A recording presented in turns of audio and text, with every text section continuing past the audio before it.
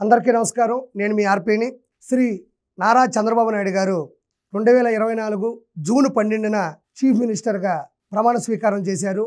అది ఈరోజు సెప్టెంబర్ 20కి 100 రోజులు పూర్తయింది.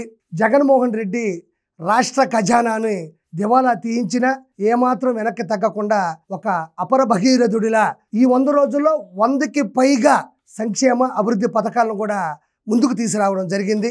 ఆ పథకాలు ఏంటి, ఆ చేసిన మంచి ఏంటి, ఆ అభివృద్ధి ఏంటి అనేది మీకు పిన్ టు పిన్ చెప్పడం జరుగుతుంది. మీరు జాగ్రత్తగా చూస్తూ వింటూ ఉండండి. ఇచ్చిన హామీ మేరకు పెన్షన్లు ఒకేసారి 1000 రూపాయలకు పెంచి 1వ తేదీనే ఇళ్ల దగ్గర 4000 రూపాయల పెన్షన్ ఇవ్వడం జరుగుతుంది. బకాయిలు 3000 రూపాయలు కూడా కలిపి 7000 రూపాయల పెన్షన్ను 64 లక్షల మందికి పైగా ఇవ్వడం దేశ చరిత్రలో ఇదే తొలిసారి. నిరుద్యోగ యువతకు మెగా డిఎస్సి ద్వారా 16,437 ఉపాధ్యాయ నియామకాలకు చర్యలు తీసుకోవడం జరిగింది. పేదవారి ఆకలి తీర్చేందుకు శ్రీ నారా చంద్రబాబు నాయుడు గారు రాష్ట్ర వ్యాప్తంగా 100కి పైగా అన్నా క్యాంటీన్లను ఏర్పాటు చేయించడం జరిగింది. విజయవాడ వరద బాధితులకు అన్ని రకాల సౌలభ్యాలు సౌకర్యాలని త్వరగా అందించడం జరిగింది. హామీ మేరకు ల్యాండ్ టైటిలింగ్ యాక్ట్ రద్దు చేసి ప్రజల ఆస్తులకు రక్షణ కల్పించడం జరిగింది. డ్వాక్రా మహిళలకు వడ్డీ లేని రుణాలను 5 లక్షల నుంచి 10 లక్షలకు పెంచడం జరిగింది. ప్రధాని నరేంద్ర మోడీ ప్రభుత్వం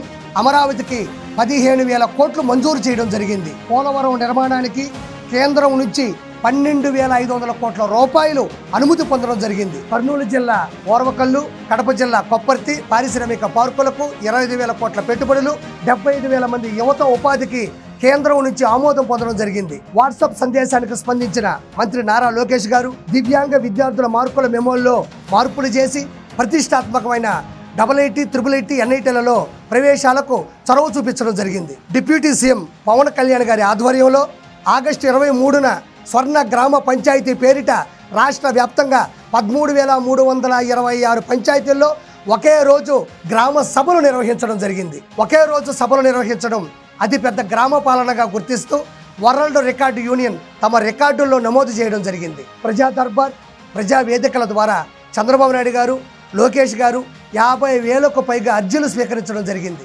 ఉత్తరాంధ్ర రాయలసీమలోని వెనుకబడిన 7 జిల్లాలకు ప్రత్యేకంగా కేంద్రం నుండి నిధులను కేటాయించడం, అదనంగా ప్రకాశం జిల్లాలో చేర్చడం జరిగింది. విశాఖ రైల్వే జోన్కు మడపర్లోవలో 52 ఎకరాలను పూర్తి హక్కులతో కేటాయించడం జరిగింది. పంచాయతీలకు 1,452 కోట్లు విడుదల చేయడం జరిగింది. రైతులకు ధాన్యం బకాయిలు 1,674 కోట్లు విడుదల చేయడం జరిగింది. ఆరోగ్యశ్రీకి జగన్మోహన్ రెడ్డి 1,600 కోట్లు బకాయిలు పెడితే నారా చంద్రబాబు నాయుడు గారు 700 కోట్లు బకాయిలు చెల్లించడం జరిగింది. నీరు చెట్టు బకాయిలు 256 కోట్లు చెల్లించడం జరిగింది. రాజధాని కౌలు రైతుల బకాయిలు 400 కోట్లు చెల్లించడం జరిగింది. పేదల గృహ నిర్మాణ బకాయిలు 50 కోట్ల రూపాయలు చెల్లించడం జరిగింది. వరదల్లో పంట నష్టం ఎకరాకు 2,000 నుండి 10,000కు పెంచడం జరిగింది. అక్రమ కేసులో ఓ మహిళను వేధించిన 3 IPSలను సస్పెండ్ చేసి రాష్ట్రంలోనే రికార్డు సృష్టించడం జరిగింది. ఉచిత ఇసుక విధానాన్ని ప్రవేశపెట్టడం జరిగింది. విషపూరిత మద్యం స్థానంలో నాణ్యమైన అన్ని బ్రాండ్లను అందుబాటులో తీసుకురావడం జరిగింది. చేనేత వృత్తిదారులకు GST ఎత్తివేత, గృహ నిర్మాణానికి అదనంగా 50,000 రూపాయలు మంజూరు చేయడం జరిగింది. మత్స్యకారుల ఉపాధిని దెబ్బతీసే 217 జీవోని రద్దు చేయడం జరిగింది. నాయీ బ్రాహ్మణుల వేతనాలను 15,000 నుండి 25,000కు పెంచడం జరిగింది. 90 మంది ST యువతను కొత్తగా ఉపాధ్యాయులుగా నియమించడం జరిగింది. కోయభారతి టీచర్ పోస్టులు 700 భర్తీ చేయడం జరిగింది. ఉపాధి పథకం ద్వారా 6,50,00,000 పనిదినాలను పెంచడం వల్ల 54 లక్షల మందికి అదనంగా లబ్ధి చేకూరడం జరుగుతోంది. సీఎం చంద్రబాబు గారు 10 రోజులు విజయవాడలో బస్సులోనే ఉండి వరద బాధితులకు సత్వర సహాయ చర్యలు చేపట్టడం, రెట్టింపు సహాయాన్ని అందించడం జరిగింది. తుంగభద్రలో కొట్టుకుపోయిన గేటుని వరద సమయంలోనే బిగించి రాయలసీమకు తాగు సాగు నీటికి రక్షణ కల్పించడం జరిగింది. బొడమేరు గండ్లను యుద్ధ ప్రాతిపదికన పోర్చడం జరిగింది. ప్రకాశం బ్యారేజీని ఢీకొట్టించిన 3 ఐరన్ బోట్లను తొలగించడం జరిగింది. ఇంటర్ విద్యార్థులకు ఉచిత పాఠ్య పుస్తకాలపై జీవో విడుదల చేయడం జరిగింది. ప్రభుత్వ ఉద్యోగులకు 1వ తేదీనే జీతాలు ఇవ్వడం జరుగుతుంది. ప్రభుత్వ పథకాలకు స్ఫూర్తిదాతల పేర్లు పెట్టడం జరుగుతుంది. అర్చకుల వేతనాలు 10,000 నుండి 15,000కు పెంచడం జరిగింది. గృహ నిర్మాణానికి 4 లక్షల రూపాయల పెంపు, గ్రామాల్లో 3 సెంట్లు, పట్టణాల్లో 2 సెంట్లు ఇవ్వడం జరుగుతుంది. MSMEలకు ప్రభుత్వ గ్యారంటీతో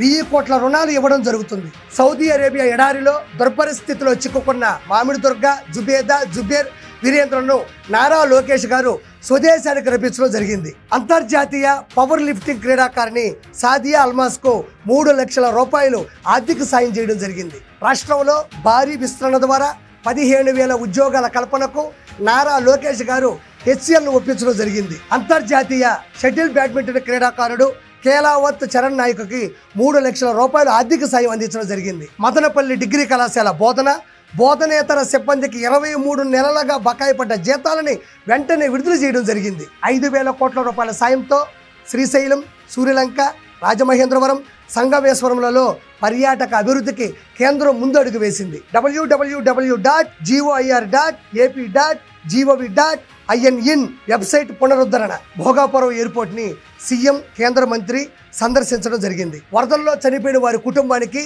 ఒక్కొక్క కుటుంబానికి 5 లక్షల రూపాయలు ఇవ్వడం జరిగింది. తిరుపతితో సహా అన్ని దేవాలయాల ట్రస్ట్ బోర్డులలో మెంబర్గా ఒక బ్రాహ్మణ వ్యక్తికి చోటు ఇవ్వడం జరిగింది. 269 సూపర్ న్యూమరీ పోస్టుల భర్తీకి నోటిఫికేషన్ ఇవ్వడం జరిగింది. తెలంగాణ నుంచి 250 కోట్ల బకాయిలు రాబట్టడం జరిగింది. మహిళల ఉచిత ప్రయాణ నిమిత్తం 1489 కొత్త బస్సులు కొనుగోలు చేయడం జరిగింది. టీటీడీ తిరుమల తిరుపతి దేవస్థానంలోని లడ్డూ నాణ్యత పెంచడం జరిగింది. ముచ్చుమర్రి గ్యాంగ్ రేపు నేరస్తులపై కఠిన చర్యలు తీసుకోవడం జరిగింది. కౌలు రైతులకి కోఆపరేటివ్ బ్యాంకు రుణాలు మంజూరు చేయడం జరిగింది.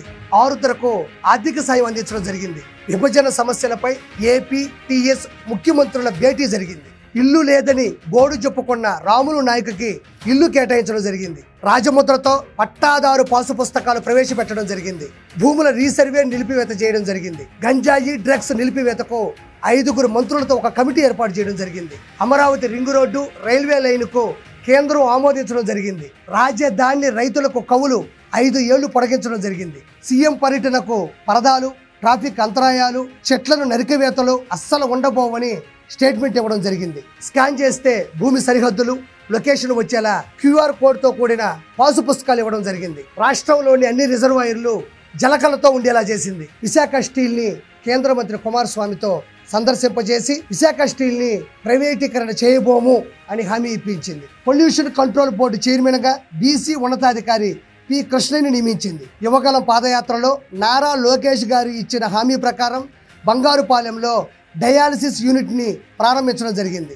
ఎన్టీఆర్ విదేశీ విద్య బకాయిలు 32 కోట్లు విడుదల చేయడం జరిగింది. విజయవాడలో హెల్త్ యూనివర్సిటీకి డాక్టర్ ఎన్టీఆర్ హెల్త్ యూనివర్సిటీగా పునరుద్ధరించడం జరిగింది. నూజివీడు ట్రిపుల్ ఐటీలో కలుషిత ఆహార ఘటనకు కారణమైన కాంట్రాక్టర్లను తొలగించడం జరిగింది. అంటే ఇప్పుడు మీరు విన్నారు, దాదాపు 100 హామీలు ఈ 100 రోజుల్లో చంద్రబాబు నాయుడు గారు అభివృద్ధి పరంగా కానీ సంక్షేమ పథకాల ద్వారా కూడా అందించడం జరిగింది. కాబట్టి ఒక గొప్ప ముఖ్యమంత్రిని ఆంధ్రప్రదేశ్ ప్రజలు ఎన్నుకోవడం అనేది చాలా గొప్ప విషయం. ఆ మహానుభావుడికి, చంద్రబాబు నాయుడు గారికి ఈ 100 రోజుల పాలన సాక్షిగా దానికి సహకరించిన పవన్ కళ్యాణ్ గారు, పురంధరేశ్వర్ గారు, అంటే కూటమి మొత్తానికి కూడా ఆ వెంకటేశ్వరుని ఆశీస్సులు మనస్ఫూర్తిగా ఉండాలని నేను మనస్ఫూర్తిగా కోరుకుంటూ, నేను మీ ఆర్పీని.